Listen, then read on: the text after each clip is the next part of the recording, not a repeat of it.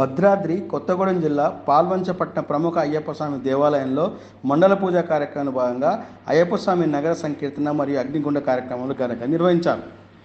అయ్యప్ప స్వామి దేవస్థానం మండల పూజ కార్యక్రమంలో భాగంగా పాల్వంచపట్టణ పురవీధులలో అయ్యప్ప స్వామి వారి నగర సంకీర్తన మరియు అయ్యప్ప స్వామి దీక్షా పరులతో అగ్నిగుండ కార్యక్రమాన్ని ఘనంగా నిర్వహించారు. ఈ కార్యక్రమంలో ప్రధాన ఆలయ పూజారి మాధవన్ నంబూద్రి, ఆలయ కమిటీ సభ్యులు, వేలాది అయ్యప్ప స్వామి దీక్ష పరులు మరియు భక్తులు అధిక సంఖ్యలో పాల్గొన్నారు.